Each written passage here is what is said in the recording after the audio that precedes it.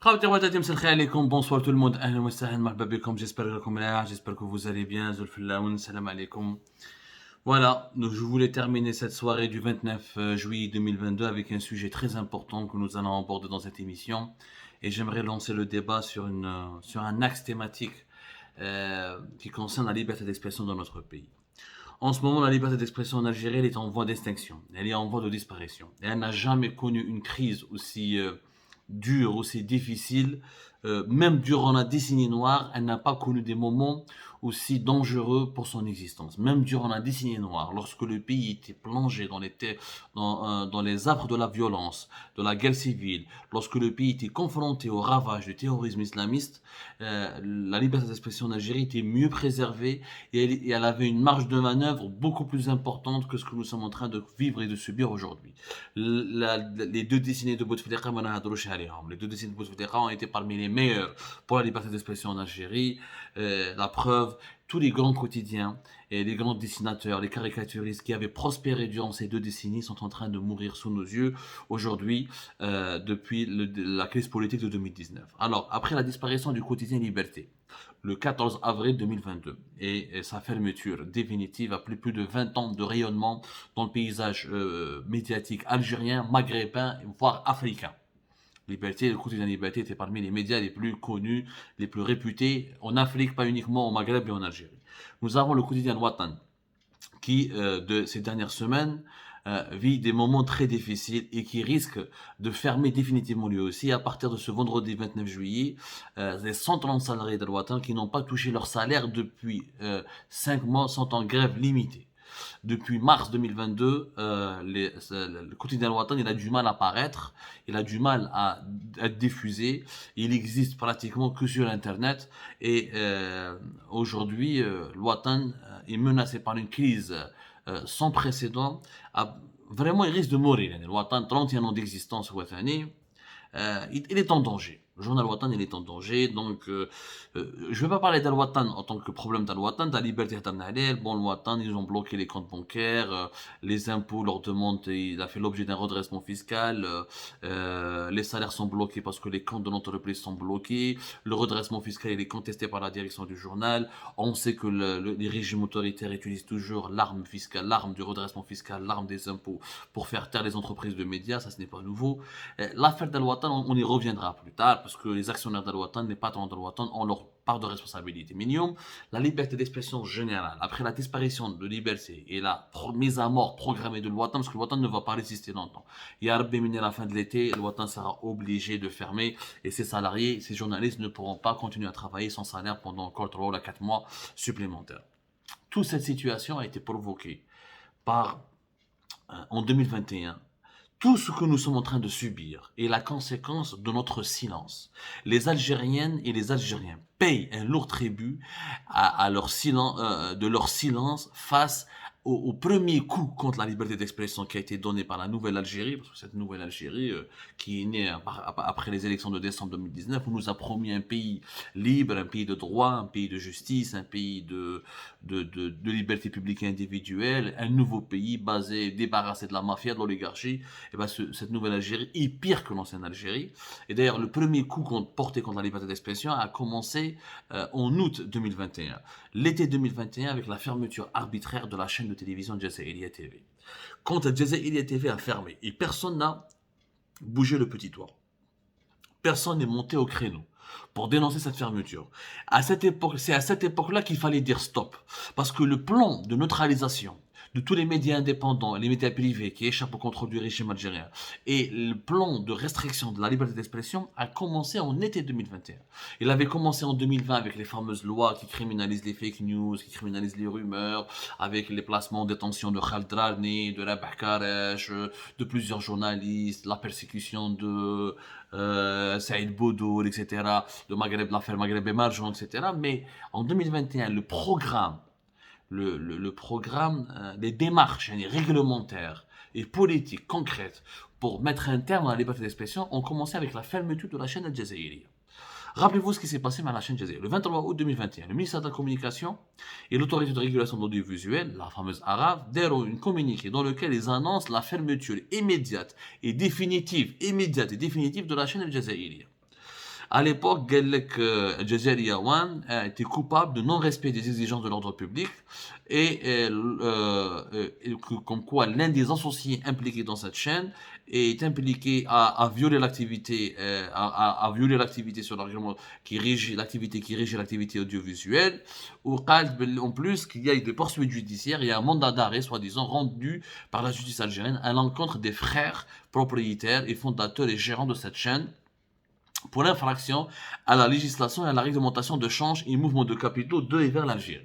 Donc le ministère de la Communication, tout seul, Wahdo, il a décidé, c'est une décision administrative, de fermer un média, qui est une chaîne de télévision qui existe depuis 2012 et qui rayonne sur le paysage médiatique algérien depuis 2013-2014. Il y a 6 ans, durant lesquels Jazeera était parmi les chaînes leaders du paysage audiovisuel algérien et parmi les chaînes de télévision les plus regardées du Maghreb et qui a donné à l'Algérie, moi je suis un enfant d'Al Jazeera, انا خدمت في الجزائريه وما نقدرش نقول لكم بلي الجزائريه في 2015 الجزائريه ويكاند بالك beaucoup d'entre vous يا جماعه nous ont connu m'ont connu عبدو السمار grâce à الجزائريه ويكاند حبيت نتشفاو لها مع مروان بودياب وخونا مصطفى كيصاصي اللي نحييهم بزاف الجزائريه ويكاند qui a fait ravage en 2015 et qui a été malheureusement en 2014-2015 entre 2014 et 2015 et qui a été obligé de fermer. Nous avons été censurés, nous avons été retirés de l'antenne après l'affaire de la fille de Sellel et les révélations sur les biens immobiliers des dirigeants algériens à Paris, notamment les appartements luxueux de la fille de Sellel. Je me rappelle très très bien Alim Sellel. J'ai été le principal artisan de cette émission qui a été malheureusement censuré. Rappelez-vous, nous sommes même passés au petit journal de Canal+ avec Yann Barthez avril 2015, vous avez été très nombreuses et très nombreux à nous soutenir. Jazeera était le pionnière. حبينا ولا كرهنا الجزائريه فريمون انا وليد الجزائريه ونعرفها مليح. Elle était pionnière dans avec Journal Gosto, que ce soit dans la liberté satirique, que ce soit dans la satire, que ce soit dans la liberté d'expression, que ce soit dans le défrichage des sujets les plus tabous du pays, que ce soit dans la variété socio-culturelle avec le feuilleton Khawa qui est parmi les plus réussis de toutes les productions ramadanesques de l'histoire de l'Algérie. Jazeera a donné un espace aux artistes, aux journalistes, aux écrivains, aux politiciens, aux membres de la société civile. C'était une véritable soupape. C'était vraiment une véritable soupape. Malheureusement, la fermeture de cette chaîne de télévision est passée inaperçue. وهذاك الوقت في الجزائر واحد ما هدر وواحد ما ناض وكاع سكتوا. Et je me rappelle que j'ai obtenu d'ailleurs un document le 7 septembre, à la suite de la décision du 23 août du ministère de la Communication, le 7 septembre 2021, la DGSN a ordonné au chef de sûreté de la Wilaya d'Alger de procéder à la fermeture définitive du siège d'Al Jazeera fi Hidra et personne n'a réagi alors que c'était illégal. C'était totalement illégal. Voilà, totalement illégal. Totalement illégal parce que la constitution algérienne la constitution algérienne dit l'arrêt immédiat ou d'un média ou la fermeture d'un média doit être prononcée par une décision judiciaire. Il fallait qu'il y ait une décision judiciaire dans l'article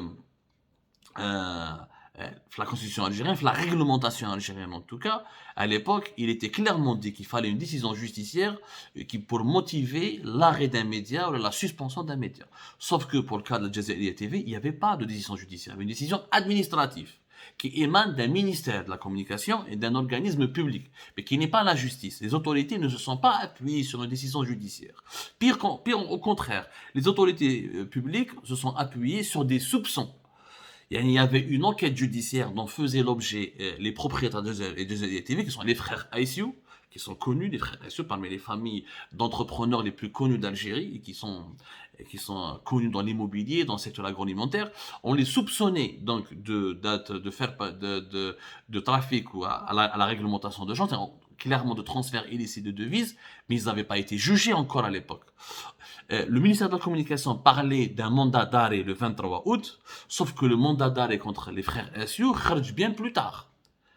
avant, bien après le communiqué du ministère de la Communication. Ça veut dire que c'est une décision politique. Ça veut dire que c'est le pouvoir politique qui a ordonné la fermeture de la chaîne de télévision Jazaïria pour punir ses propriétaires, pour se venger contre ses propriétaires. Et c'est le pouvoir politique qui a ensuite fait pression sur le pouvoir judiciaire pour que le mandat d'arrêt soit vraiment effectif, pour qu'il y ait vraiment des poursuites judiciaires. Mais ça n'a aucun sens. D'ailleurs, la fondation britannique Article 19 avait fortement condamné cette décapitation de la chaîne de télévision Jazaïria, où derrière un communiqué dans lequel il est clairement dit que les décisions de suspension d'arrêt sont une violation grave de la constitution algérienne, où il dit que l'article 19 avait appelé en septembre 2021 les autorités algériennes à mettre fin immédiatement aux violations contre les journalistes et les médias et à renverser les pratiques inconstitutionnelles.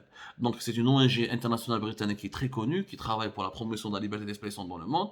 Et cette ONG britannique étrangère avait réagi vigoureusement, alors qu'en Algérie, la mise à mort de Jazaïria est passée encore une fois inaperçue, elle s'est déroulée dans l'indifférence générale. Il n'y a, si on appliquait un peu de logique, et les propriétaires de Jazaïria avaient un problème avec la justice. Où je déclare la chaîne de Jazaïria. Il y a une différence entre l'entité morale et l'entité physique. La chaîne de télévision, c'était une entité morale. Donc, comme les actionnaires Talwatan, ils ont un problème avec les impôts. À titre personnel, c'est pas la boîte. Pourquoi tu punis la boîte au nom de la personne? Il fallait séparer l'entité personnelle de l'entité morale. عندك مشكل مع les frères Assio, ضارب مع les frères Assio. تغلق la chaîne de télévision avec ses dizaines de journalistes ou علاش? Est-ce que c'est le Jazaïria qui a fait des transferts illicites vers l'étranger? Bien sûr que non. Parce que la chaîne de télévision Jazaïria vivait des prestations publicitaires au niveau du marché national. Et c'était une chaîne de télévision locale qui a obtenu un agrément en Algérie, qui travaillait sous la coupe des autorités locales algériennes et qui était sous surveillance par la part des autorités, qui a été fondée à Alger en 2012 et qui a prospéré, qui s'est développée en Algérie de 2012 à 2019, jusqu'à 2021. Elle n'a jamais eu d'activité à l'étranger. Est-ce que Idel Jazaïria a fait des transferts illicites de devises? Mais ce n'est pas le cas. Les associés, les frères Assio et les frères Assio, en réalité, c'était qu'un prétexte de s'attaquer aux propriétaires de Jazaïria pour fermer Jazaïria, parce que Jazaïria les dérangeait, ils ne voulaient pas de cette chaîne de télévision, parce qu'ils avaient peur qu'elle échappait à leur contrôle. Ils n'ont gardé que les médias qui sont entièrement sous leur contrôle. C'est pour ça qu'une fois qu'on s'est tu, une fois qu'on a fermé notre gueule face au dérapage, face au scandale de la fermeture de Jazaïria TV, il y a eu ensuite facilement la mort et l'assassinat du quotidien Liberté en faisant pression sur son propriétaire Labrab, la même chose. Liberté et Jazaïria, la même chose. Jazaïria, ils ont diabolisé, ils sont attaqués à ses propriétaires pour la fermer. Ou Liberté, ils ont fait la même chose. Ils ont fait du chantage à Labrab, ils ont utilisé les enfants de Labrab pour lui faire du chantage, pour lui mettre la pression. Ils ont fermé Liberté. William, ils font la même chose avec le Watan. Ils s'attaquent à ses propriétaires, à ses actionnaires pour fermer le Watan. Tous les médias qui les dérangent sont fermés. Quand les médias sont gérés depuis l'étranger par des journalistes exilés qui manient autres serviteurs avec Algérie partent, ces médias sont censurés. L'accès à notre site internet il est impossible. Il est interdit aux internautes algériens, je rappelle, depuis juin 2019. Depuis juin 2019, ça fait pratiquement 3 ans maintenant, plus de 3 ans. Donc, c'est pour vous dire que tout a commencé avec l'histoire de Jazaïria TV. Parce que سكتنا هذاك الوقت ولو كان كنا متحدين بيناتنا, si nous étions unis et solidaires et on avait milité ensemble et œuvré ensemble pour empêcher la mise à mort de Jazaïria, sa fermeture arbitraire, aujourd'hui je peux vous assurer qu'il n'y aurait pas eu, que Liberté serait encore en vie et que le Watan pourrait encore continuer de survivre. Mais malheureusement, la lâcheté des uns a favorisé l'autoritarisme des autres. C'est-à-dire la lâcheté de la société civile et de la classe intellectuelle algérienne a favorisé l'autoritarisme du pouvoir algérien à l'époque, Jazaïria, parce qu'on n'aimait pas les frères Essiou. Donc beaucoup de personnes ont applaudi la fermeture de Jazaïria juste par vengeance, parce qu'ils se vengeaient, parce qu'ils voulaient se venger, voulaient jouir du malheur des frères Essiou. Sauf que les véritables malheurs dans cette histoire, ce sont les journalistes, les spectateurs d'Al Jazaïria d'abord et la liberté d'expression avant tout.